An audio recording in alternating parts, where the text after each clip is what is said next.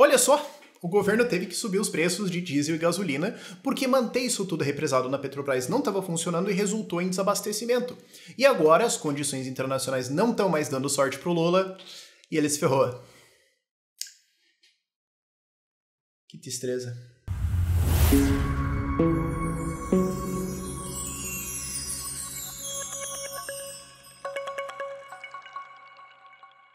E assim, esse vídeo aqui não é sobre só necessariamente o preço de combustíveis e por que ele subiu de volta, mas ele é um vídeo sobre como coisas possuem consequências, como coisas causam outras coisas complexas. Caramba, Rafa, não, essa frase foi esperta, é isso aí. Derruba as bombas de verdade. Frases muito boas para citar. Como coisas causam outras coisas complexas, Rafael 2023. Muito inteligente. Voltando. O que aconteceu? Hoje o governo decretou aumentos de diesel e gasolina. Por quê? Isso volta lá atrás para a privatização de refinarias dentro do governo Bolsonaro, dentro da gestão de desinvestimentos da Petrobras. Isso aqui também é bom para vocês entenderem como privatizações e como liberdade econômica não é só sobre liberdade econômica e desempenho econômico, mas também sobre cortar as asinhas de populismo lá na frente.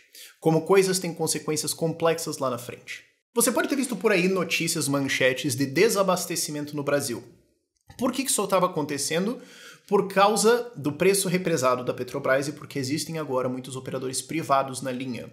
Isso muito antes não funcionava porque quase toda a cadeia estava na mão do Estado de uma maneira ou outra. Agora não é mais assim. Então o que acontece? Na prática a Petrobras estava praticando dumping, o que é crime. Teoricamente é uma coisa que o governo tinha que impedir. Mas não que eu concorde que isso seja crime, é o que eu estou dizendo que está no papel. E o que acontece? O governo supostamente deveria agir para evitar essas coisas de dumping e tudo mais, porque, mas e se, né, uma empresa que é muito grande, ela vende a prejuízo e só quebra os outros caras, aí isso é uma coisa ruim. É um argumento que é usado contra anarcocapitalistas para dizer que o Estado tem que regular e tudo mais. Mas aí dentro do Estado, a Petrobras fez exatamente isso. Para fins de populismo, Lula estava represando os preços de gasolina e diesel da Petrobras para tentar, com isso, causar uma onda popular de olha, os combustíveis estão baratos, então você viu muito dos petistas comemorando ao longo dos últimos meses que olha, tá barato, olha só, fez o L, picanha, surra de picanha, chuva de intercâmbio, blá, enfim. E isso tem um segundo efeito, que é um pouco mais complexo. Dentro do componente de cálculo de inflação, preços de combustíveis, transporte, energia, etc., pesam muito. Então, se você represa os preços de combustíveis, a inflação cai, ou ela cresce menos do que o esperado. O que facilita para justificar para o Banco Central abaixar a taxa Selic, que é uma coisa que o governo Lula está querendo há muito tempo para ajudar a financiar os populismos dele.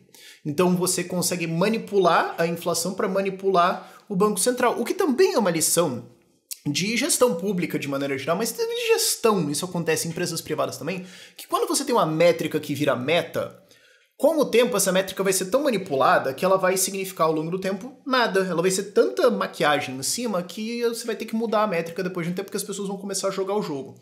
Isso acontece muito em Estado e em iniciativa pública, mas acontece um pouco em iniciativa privada. Rebobinando. Petrobras manteve esses preços represados pra caramba, só que o Brasil não é autossuficiente em combustíveis, a gente precisa importar. Então, por que os preços lá fora estavam mais altos? Importadores, refinarias, distribuidores, etc., estavam tomando prejuízo. Cada litro vendido era um garfo nas contas. Isso significa que para eles simplesmente não faz mais sentido operar. Ou você só reduz a produção, não, continua mandando um pouquinho aqui e tal, só para manter os clientes, para não perder tudo e tudo mais, mas a gente faz menos. Por quê? Porque quanto mais a gente faz, mais a gente perde. Então, para! O que causou desabastecimento.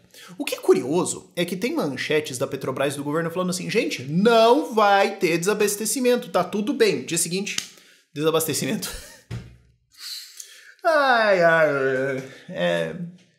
Mas essa fake news pode, né? Eu acho que essa fake news pode. E o que acontece? Se esses preços represados, eles estavam profundamente represados, continuassem, esses operadores privados ou iam continuar não produzindo e não vendendo porque é literalmente burrice, ou eles iam quebrar e a cadeia de alguma forma não ia mais funcionar. E aí? Então, a Petrobras teve que voltar a subir os preços para preços serem praticáveis e para a rede funcionar como um todo. O problema é que preços ainda estão represados. Parte da defasagem foi cobrada na bomba agora. E vamos ver quanto é que vai subir. A gente não sabe, não tem ideia. Mas o que a gente sabe é que vai piorar. Por quê? Porque agora o preço do petróleo está subindo e o dólar está subindo. Por quê? Como consequências possuem... Aliás, como ações possuem consequências? Eu não dormi muito bem hoje. Como ações possuem consequências? O que estava segurando o dólar baixo no Brasil era a taxa Selic alta, os juros altos. De maneiras que vale a pena investir no Brasil para ficar ganhando esses juros. Conforme eles abaixam, não vale mais a pena ficar aqui. Conforme o diferencial entre os juros dos Estados Unidos e Brasil cai, mais gente vai embora. Então a queda de juros de 0,5%, meio ponto percentual, causou uma alta de mais ou menos 25 centavos no dólar. Então aí você pode fazer uma conta, que é uma conta tosca, é uma conta meio ogra, mas só pra você ter uma noção, e se a gente baixasse a taxa Selic uns 5 pontos percentuais? Dólar a 7,50? É isso? Não, vai lá. Não. Cara, eu já coringuei. Bota o Pokémon no Banco Central, bota a Dilma no Ministério da Fazenda, entendeu? E vai. Acho que vai ser muito educativo para as pessoas o que vai acontecer. Mas o fato é que, com a queda da taxa Selic manipulada em boa parte pelos preços represados dos combustíveis, a taxa Selic caiu e o dólar subiu. Isso faz com que, como combustíveis são importados em dólar, isso fica mais caro para a Petrobras e para essas outras empresas da rede privada. E também, por causa da alta do preço de petróleo no mundo, que está completamente fora do controle do Lula, a situação se complica. Então faz com que a Petrobras tenha que fazer novos aumentos futuramente, o que vai pesar na inflação, que também acaba segurando a queda da taxa Selic, mas faz com que uma taxa Selic mais alta então desacelere a economia, o que vai estourar a economia do Lula. Para baixar os juros era só parar de fazer populismo e botar as contas em dia, mas para comprar isso para eles é inaceitável. Essa é a armadilha, esse é o conundro, esse é o dilema que agora o governo Lula se encontra, do qual eles não conseguem realmente escapar. Essa é a vida deles agora, parabéns. Só que isso tem consequências além do econômico, porque uma das coisas que o governo Lula tem feito nesses últimos meses é contar a vitória de que o preço dos combustíveis abaixou, de que a inflação abaixou, porque também o preço dos combustíveis abaixou, porque foi represado, e também que o dólar tá baixo, olha só, né? Acharam que com o Lula ia ser... Não, tá lindo aqui, tá? Não tem mais esse ponto. Agora o preço dos combustíveis está subindo e o dólar está subindo. E como eu já falei várias vezes nesse canal e repito, o PT ganha na economia. O PT ganha em falar assim, eu roubo, mas pelo menos eu faço. Claro, ele rouba e não faz, mas pelo menos ele consegue criar a ilusão de que faz. E assim que eles conseguem ganhar eleições. Isso está sendo tirado deles. E isso está sendo tirado deles porque agora existem operadores privados na cadeia logística e produtiva de petróleo.